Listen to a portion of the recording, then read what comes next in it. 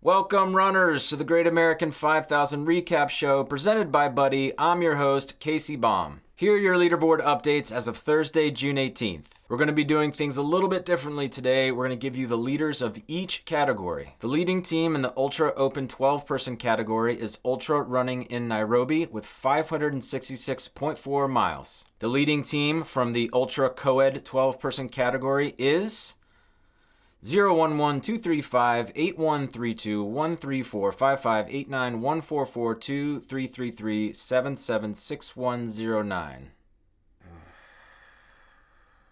with 745.1 miles. Weird name, but they know how to run. The top spot for the Ultra Female 12-person category is New York Athletic Club with 395.9 miles. The Female 24-person category is led by the Flying Finns with 368.2 miles. The Co-Ed 24-person category is led by Just Us Runners with 631 miles. The leader of the Open 24-person category, as well as the overall leader in the race, is the Mashingo Misha Track Club with 915.9 miles. Killing it. Awesome job to all the runners and teams out there. Most of the teams are in Nevada right now. Some of them are in Utah, closing quickly on the state of Colorado. Joining me today is Kantor. She has an absolutely amazing story to tell. You don't want to miss it. She's on Team Derechos, the same team as Michael Wardian from a few days ago. Check out this amazing story. Welcome, Karen, to the Great American 5000 Recap Show presented by Buddy. Thanks so much for joining us. I know you're on Team Derechos with Michael Wardian. How's everything going so far with the race? Oh, wow. Yeah, best team ever, Team Derechos. We are doing good. We're kicking some butt. So initially we had signed up as a co-ed team and then found out we had more guys and gals. And we just love each other so much that we decided to stay as an open team instead of a co-ed team. And yeah, we're doing well. We got an email at 10 o'clock my time saying that we hit Utah. Nice. And it's a really cool team. You know, we are incredibly diverse. Of course, we have Mike Wardian. He's our biggest slacker right now. Now he's recovering from that amazing race that he did over the weekend. And he'll be hitting some good miles for us this upcoming weekend. But we have folks from all walks of life. We have a number of veterans. We have a gal who's still serving right now. I'm a wounded veteran. We have a guy who is pushing his daughter who has, I believe she has cerebral palsy, in her wheelchair. Wow. And yeah, it's just this amazing group of people that have come together. Well, that is awesome. I know, you'd sent me some information about your background, and it's absolutely fascinating. You sound absolutely like an amazing person. Do you mind sharing with the folks a little bit of your backstory? Sure. So I was an elite runner many, many years ago. I'm turning 50 in a few weeks. But after finding out that college running wasn't my thing, I joined the military and ran for them. But I also had a job as well. When you run for the military, you also have a job as a backup in case something goes wrong, right? Which it did for me. But what I was doing on the side for them as well was pulling call for mental health resources. There was an unfortunate incident. There was a suicide by cop type scenario that went tragically pretty wrong, and I ended up in the brunt, getting the brunt of it and sustained a spinal cord injury. So I had to go from this place in my life where running was my identity to being broken and really not being able to move well. I regained my mobility pretty quickly, but it wasn't pretty. I still fall a lot. And so I moved into coaching from there. I primarily wanted everybody to feel what I felt when I was running. I have the most amazing friends that I have had even since high school that have been just a mainstay in my life. And there's something about running that is so welcoming and so inclusive to everybody. If you have a body, you can run. So I went into coaching to kind of hopefully inspire people. It took me about 15 years to really put all the pieces back together and be able to run again. And, things you take for granted, like being able to spread your toes, Couldn't do that for 15 years. Being able to dorsal flex, being able to take more than 3 steps without falling. Hmm. And I was really blessed. I was able to go back pro for a couple years in my 40s. So you can imagine I wasn't as fast, but I could run forever. And Hmm. part of the issues that I have, I can't really feel my legs all that great. And that can kind of be a benefit when you're doing ultra running. Right. Not so good when you're trying to feel where your feet are on the ground. Yeah. But yeah, so I've been able to run again. And right before COVID hit, I think I was carbo loading a little too much. So when the Great American 5,000 came up, it was just an amazing opportunity to be able to hopefully get some of this off. And I'll be leading this into my 50th birthday, which was supposed to be in Barbados. But I will be running 50 miles on my 50, doing the backyard ultra. Nice. Wow, that's amazing. So I just want to say thank you so much for your service and your sacrifice. We're so grateful, and congratulations for everything you've done, since then, and kind of coming back, and it's just an amazing story. I hope you are so proud of everything you've done. Oh, thank you. A lot of it is community based, though. When I came back and I was wounded and I was a bit broken, I was a single mom and super proud. My son is serving in the military right now. He is a National Guard UAV pilot, and he also works search and rescue for the National Guard on his quote unquote off time. But he is my rock. He's my everything. And it would not have been the same journey if it hadn't been the community that pulled together to help him do things. So physically, there were things that I couldn't do, but I had this active little boy. And so, it's not as much me as it was circumstances, as it was this amazing little boy, and as it was the community. And it's one of the reasons why I work with Angels of America's Fallen, because we help my brothers and sisters that have fallen, we help their children to kind of realize their dreams in honoring their fallen mother or father who lost their life serving this incredible country. So they do sports, recreation, dance, arts, whatever.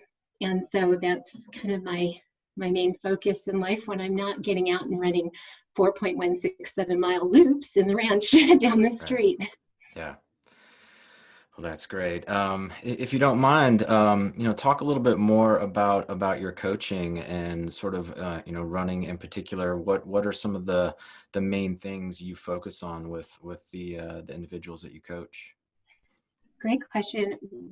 My son and I, have a program called Vets to Victory, and we coach wounded veterans really all over the world. We actually just had one that was over in Japan not too long ago. He was still serving wounded.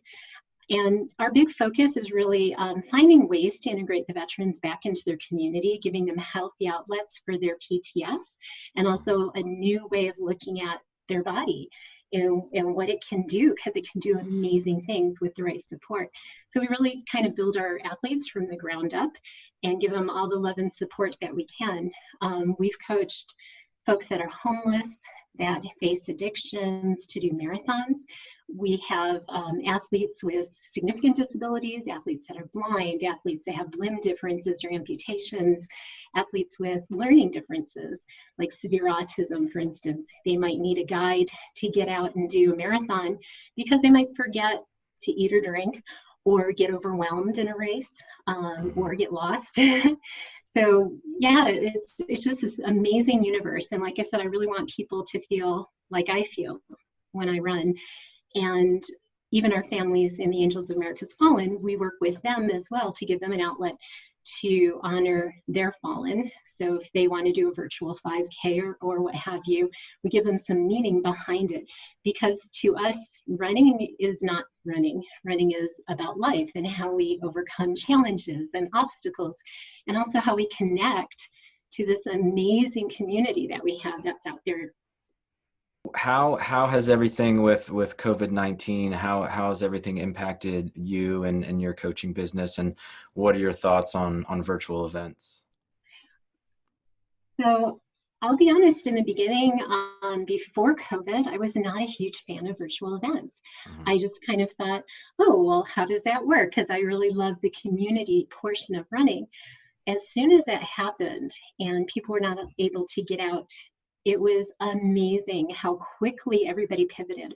All the race directors that are here in town who have been so amazing to my athletes by comping them entries or comping me an entry because, they will want to see me fall down in the race. Hmm. We really kind of glommed onto that and started doing all these virtual races to support the race directors that have supported us. And we want them to be there in a year when we all can get back out running again. And it's been very empowering. We hosted an Angels 5K, and so I put on a virtual 5K, and I was amazed at how we could link everybody all over the country and be able to get supporters as well as our families out anywhere that they were.